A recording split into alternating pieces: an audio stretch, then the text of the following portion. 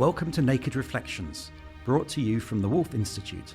I'm Ed Kessler, and each week I'll be taking an in-depth look at the stories reported by our friends over at the Naked Scientists. What does the latest scientific stuff mean for the rest of us? Stay with us and find out.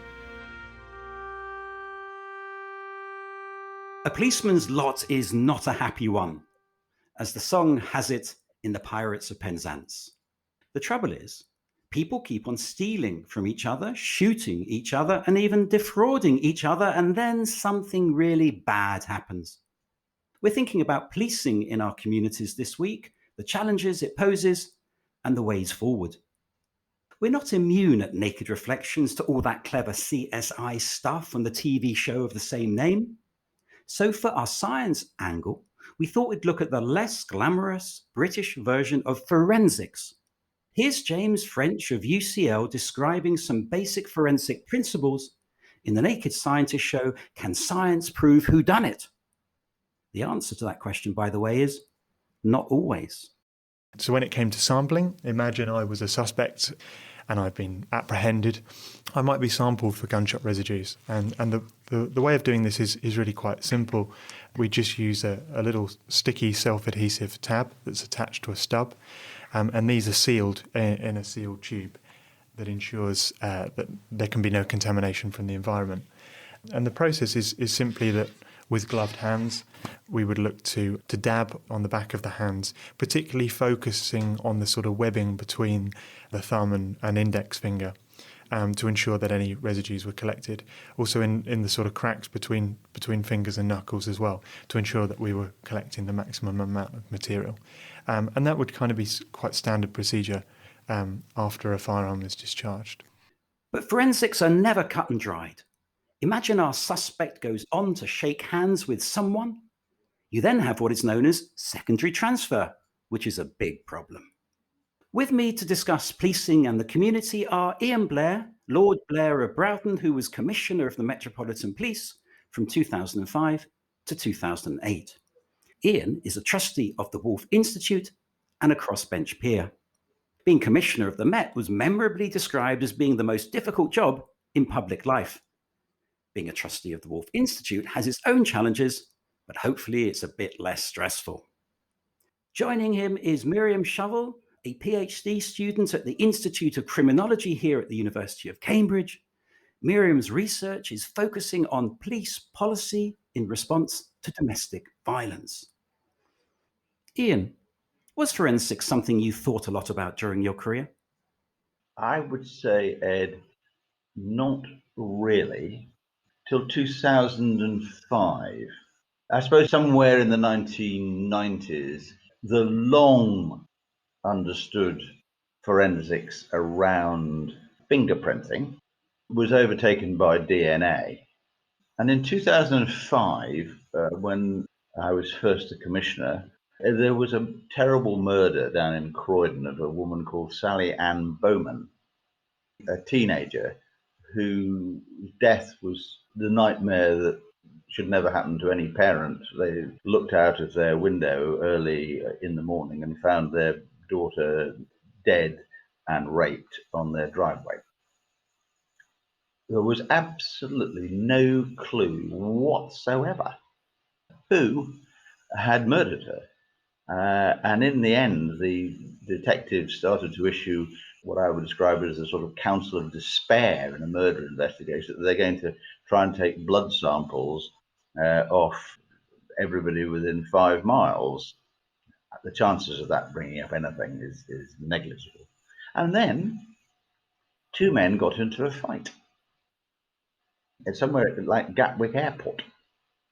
And they were both arrested, and they both agreed they didn't want to do anything about it. But by that time, they had had their DNA sampled by a mouth swab. 7 hours later, the murderer was revealed and arrested. And the magic of DNA, I think, is one of the most astounding changes in policing that has ever happened. Amazing. As you say, fantastically difficult topic. And yours, Miriam, your research in looking at domestic abuse is also an inherently difficult area to police, isn't it? well, one of the many things that's really difficult for the police about domestic abuse is that this is abuse that is happening between people who have an already existing relationship. So the kind of general framing of a crime as having a clear-cut victim and a clear-cut perpetrator can be a lot more difficult to unpick, because there isn't just a one-off incident that kind of happens, at, I don't know, 11 p.m. on a Saturday night, and that's it. And you can look at the cameras for that particular incident in the public place that it happened. With a domestic abuse incident, it's not really an incident. It's one incident in an ongoing relationship, an ongoing pattern of behavior. There's probably no cameras because it's probably in a private situation. And as we've seen, really, although the police have made a lot of improvements over the last few decades, there's still a lot of work to be done, particularly around that understanding of an ongoing relationship, an ongoing series of multiple incidents, and how to deal with that within the criminal justice framework, really. And what advice would you be offering the police in terms of handling those, as not, as I was about to use the word incident, and it's not, as you say, an incident, an ongoing collection of incidents in the domestic sphere? Well, that's a huge question. I think one thing that's really important and that I've seen done well and done less well when I have shadowed frontline police officers is that first interaction at the scene can be really, really important for setting the tone about whether the victim in that particular circumstance wants to engage with police. And we see that actually the majority of cases that don't get far through the criminal justice system fail either because of a lack of evidence or because the victim stops supporting the investigation. And the reasons that victims stop vary. And sometimes it's because they don't want a criminal justice outcome. Sometimes it's because they are very scared of the person and, they're being coerced still. And so they don't feel like they will be made safe by police. And because these incidents are messy and because they often do involve people who have prior contact with the criminal justice system, it might be a victim who has prior contact in a different context as a suspect. There's often low trust between the police and the individuals involved. And so I think it's really a lot about building officer empathy and understanding, and not just approaching it as a quick, we can sort this out, this is a one incident thing, and then we'll move on. I think, Miriam, I'm sure that's a very good summary, but I think the problem with domestic abuse, and I've had long years of trying to understand this, is that the emergency call is to stop this bit happening.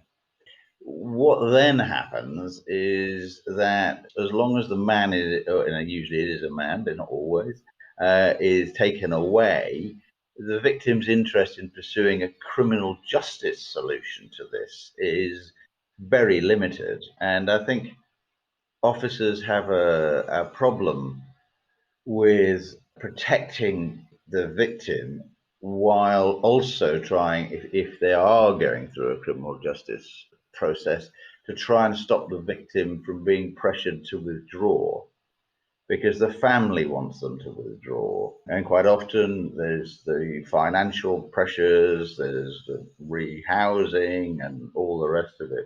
And I do think this is an extraordinarily difficult crime to investigate, unfortunately, until it becomes extraordinarily serious. And this issue that if the victim, I'll just keep saying him because that is the logic, the usual thing, him out of the house, that's the solution she wants. And a criminal justice arrangement is not the best way of dealing with it, particularly a criminal justice system that requires the victim to give evidence in a public court. What I am pleased with is the latest domestic abuse bill, which has begun to understand some other issues in domestic violence other than, as it were, physical and sexual assault, which is coercive behavior. And in that case, whether it's financial or otherwise, I think victims are much more likely to support a criminal process because actually they've had enough of this. They want their lives back. I've been around this for sort of 45 years. There is no good solution, and so much good work is done to be more empathetic. And then just at the end, the victim says, well, I'm not going to do anything. Well, I think also what that suggests is the need for multi-agency working and for recognizing the limits of what the police and actually what the criminal justice system can do, and recognizing the place for other services to support victims as well. Because the thing is, it's interesting, even, when you talk about seriousness, right? And you say it's like the most serious crimes that come to the attention of the police. That is true on the basis of the police's understanding of seriousness, which is often correlated to physical violence goes up the seriousness scale. But obviously, it depends how you measure harm, and it depends who that harm is against and how it affects people. And I guess what I meant about the empathy was also about police officers being better trained and helped to recognize when they can signpost to other services who might be able to have that more long-standing relationship and do the work to help something on a longer scale, whereas often a frontline response officer, they've got so many other crimes also on their plate. And let's not forget that domestic abuse, it's not actually a crime legally. It's just a flag that gets applied to basically any crime if it falls within the definition of the domestic relationship as it's laid out. So it's also really difficult for police officers often, because unless they're trained really clearly on the power dynamics with those relationships, they can end up just labeling bicycle theft or something as domestic abuse because the two people involved were family members.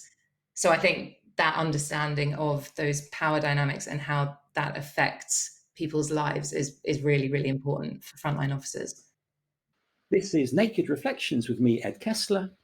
My guests are Ian Blair and Miriam Shovel, and we're talking about policing and the community.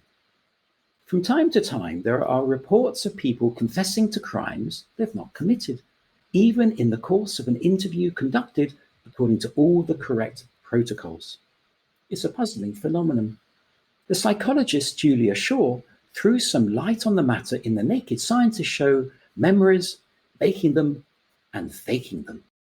In my study, I set out to show whether we can get people to falsely confess to crimes that never happened and actually internalize that false confession. So to think that they actually committed this crime. So an assault with a weapon, or a theft, all with police contact. So I didn't just want to do it for fun. I wanted to do it to show, look, this might actually be really easy to do in a relatively benign interview situation.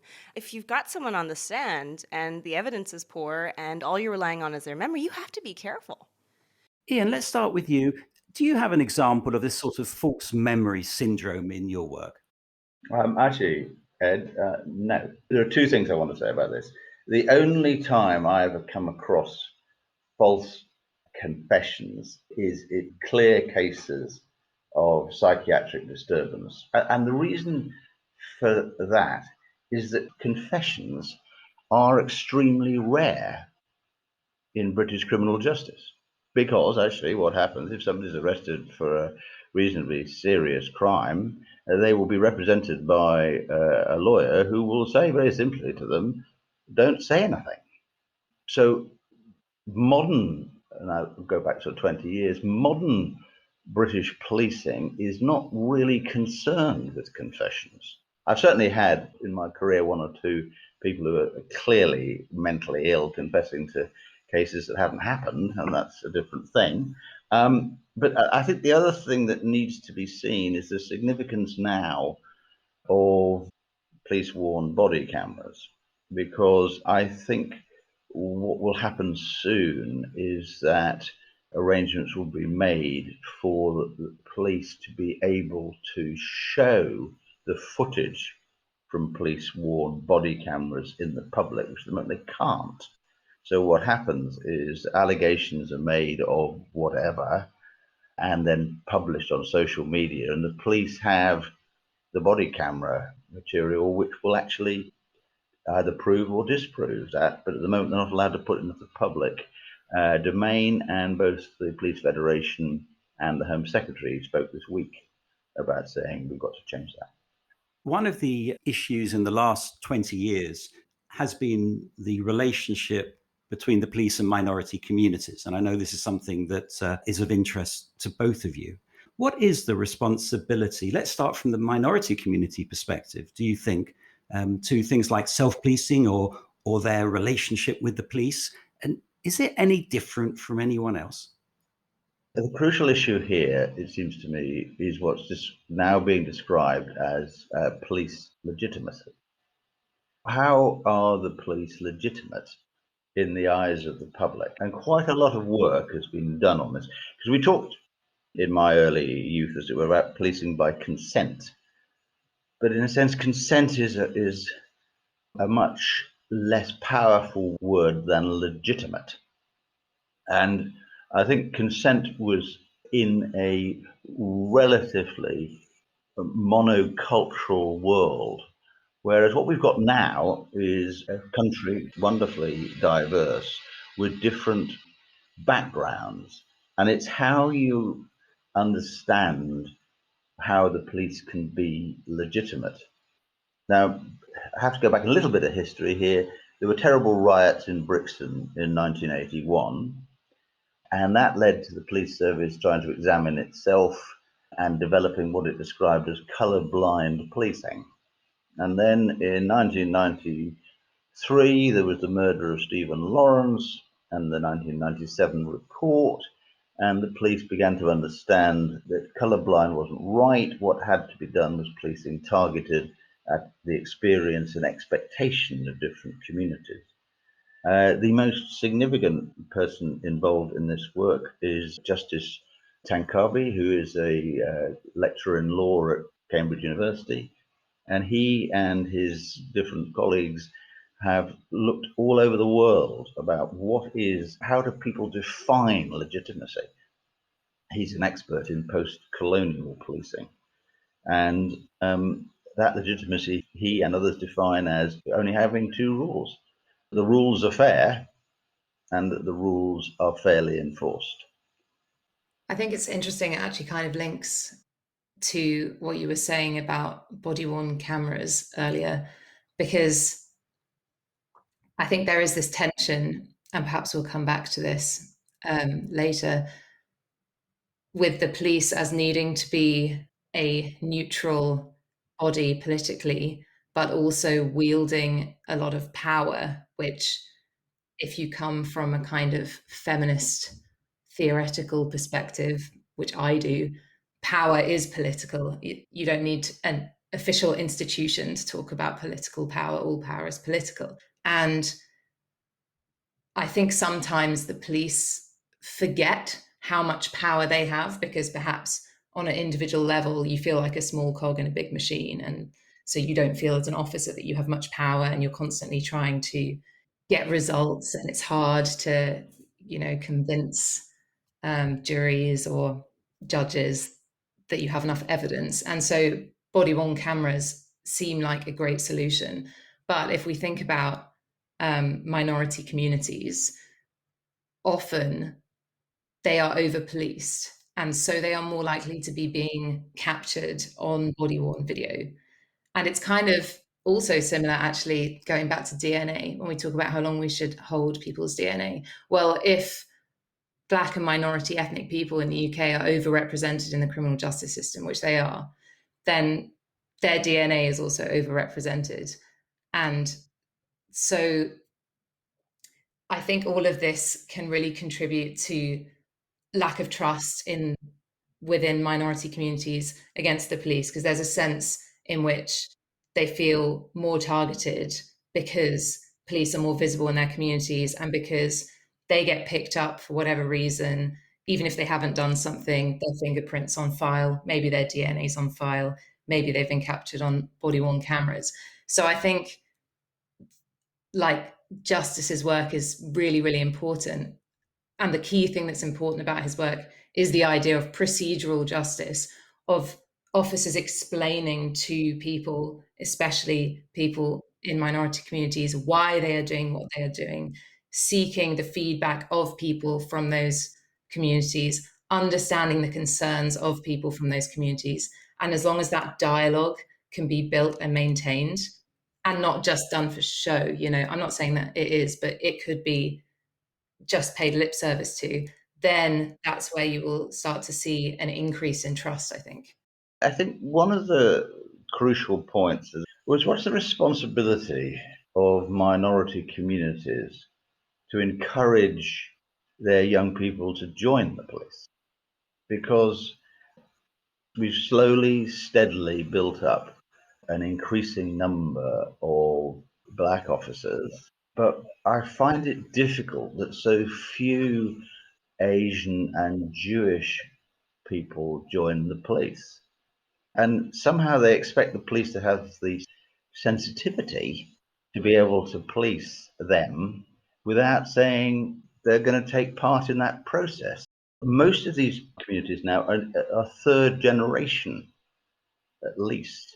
So what is the responsibility of the community to become engaged with the police, as opposed to the police's responsibility to make sure that they're doing their absolute best to be supportive and emotive? I mean, I would just suggest there, though, that representation is only part of reducing, or hopefully eliminating, discrimination.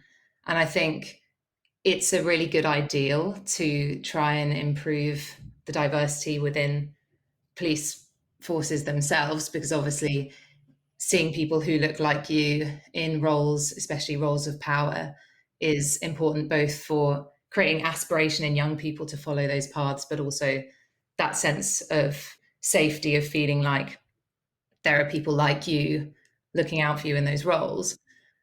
But I think that we have to go further than just like putting it on people in those minority communities to like be the change. We also need to think about the ways in which institutions are still, institutionally discriminatory, even if the individuals within them mainly aren't. And we also do need to think about the fact that there are increasingly proactive policing activities, trying to stop crime before it occurs. And things like stop and search, and also the use of, algorithms to try and predict who's going to commit crime. They run real risks of discriminating before a crime has been committed on the basis of past data where minority individuals are overrepresented. So I think that representation is part of it, but it's not the whole solution. I wasn't suggesting it was the whole solution. To be fair, Miriam, I've spent about 30 years of my life trying to make the police more diverse. So I'm not saying that, but I do think as the years roll on, there is actually a responsibility to say, well, where are the police officers from those communities? Because otherwise we're constantly asking police service to be more diverse, but not necessarily getting the recruits who will even begin the process. Let's move to a different topic, which is the challenge of the politicization of the police. And Jack Straw accused Margaret Thatcher of politicizing the police during the miners' strike back in the 80s. But I wonder whether the police have always been a political pawn.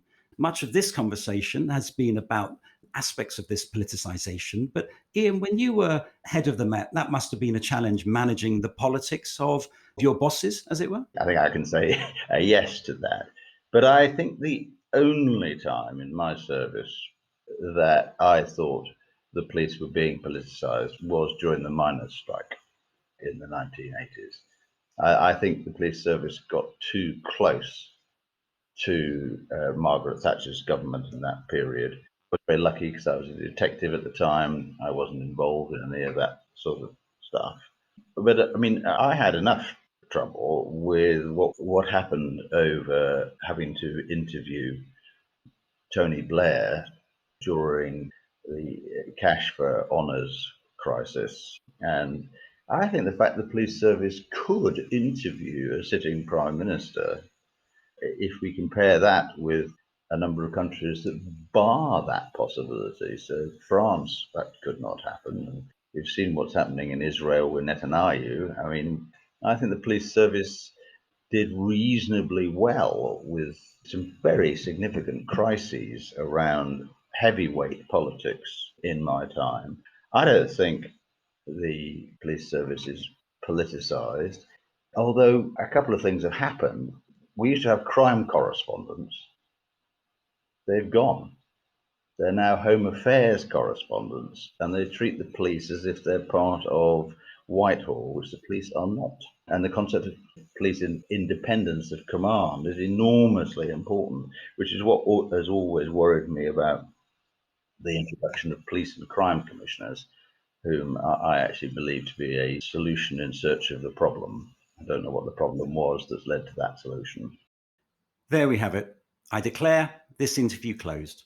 Thanks to my guests, Ian Blair and Miriam Shovel. And thanks to you two for listening. Without you, it would all be a bit pointless. Please make yourselves known to us, to use police parlance. You can find us at the Wolf Institute, send us an email or on Facebook, a Facebook message, or on Twitter. Check out our back catalogue of discussions from addiction to zoonosis. You can also find Naked Reflections at nakedscientist.com/reflections or wherever you get your podcasts. I'll be back next week with some more guests.